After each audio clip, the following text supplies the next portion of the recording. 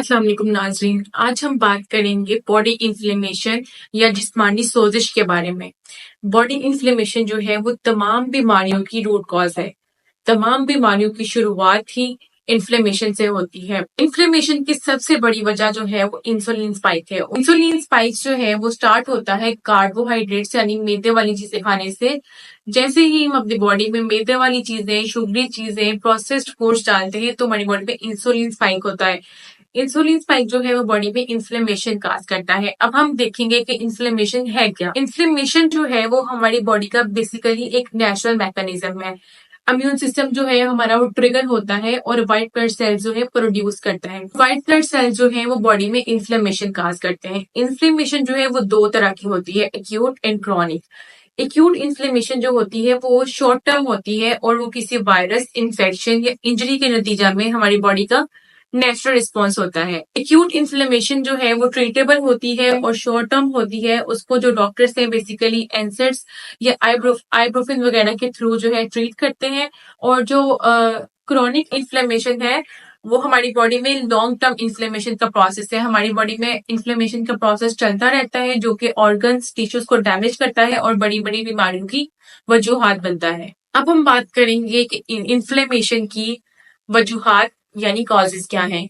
Smoking, alcohol का इस्तेमाल, processed foods, genetic and environmental factors, environmental pollution, toxins, lack of exercise और diet rich in saturated fats and trans fats यानी कि घी और oil वगैरह। And too much stress, बहुत ज्यादा स्ट्रेस जो है वो हमारी बॉडी का जो है नेचुरल जो है इन्फ्लेमेटरी प्रोसेस जो है स्टार्ट कर देता है। इसलिए जो है बहुत ज्यादा स्ट्रेस पे इन्फ्लेमेशन की एक बड़ी वजह बन सकता है। अब हम देखेंगे कि इन्फ्लेमेशन के बॉडी पे इफेक्ट्स या इलामात क्या हैं।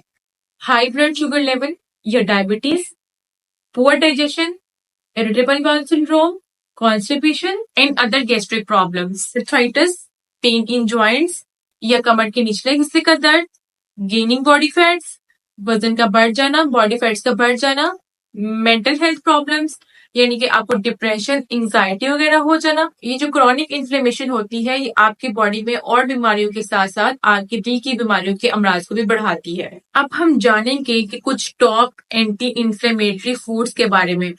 सबसे पहले नंबर 1 जो एंटी इन्फ्लेमेटरी फूड है वो है टर्मरिक यानी हल्दी, जो कि हम सबके किचन में मौजूद है।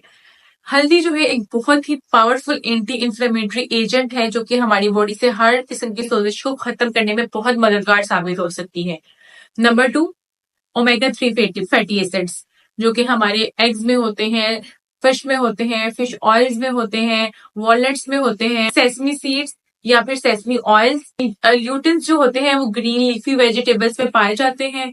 फिर उसके बाद कुछ एंटीऑक्सीडेंट्स हैं जो कि एंटी इन्फ्लेमेटरी काम करते हैं। जो एंटीऑक्सीडेंट्स है वो ग्रीन टी में पाए जाते हैं, फ्रूट्स में पाए जाते हैं, विटामिन सी वाले फ्रूट्स में, सिट्रस फ्रूट्स में पाए जाते हैं। विटामिन सी भी एक बहुत बड़ा सोर्स है, इसका एंटी इन्फ्लेमेटरी काम करता है। ये हम बात करेंगे कुछ ऐसी फूड्स जो कि हमने इन्फ्लेमेशन के लिए बिल्कुल भी इस्तेमाल नहीं करनी, इन्फ्लेमेशन को अवॉइड करने के लिए।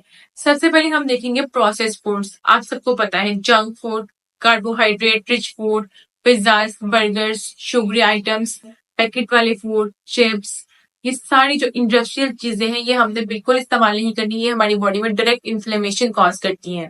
नंबर 2 है trans fats.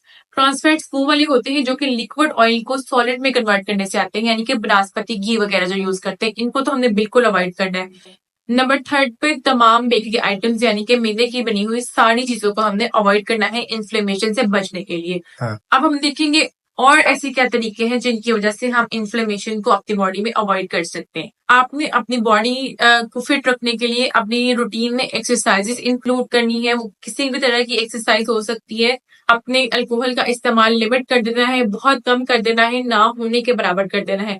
Stress free lifestyle को अपनाना है, मेडिटेशन करनी है, योगास करने हैं और प्रॉपर स्लीप हैबिट्स को अपनाना है, यानी कि अपना स्लीप साइकिल बिल्कुल चेंज करना है। ये तमाम तरीके हैं जिनको अपना के इन्फ्लेमेशन से बचा जा सकता है।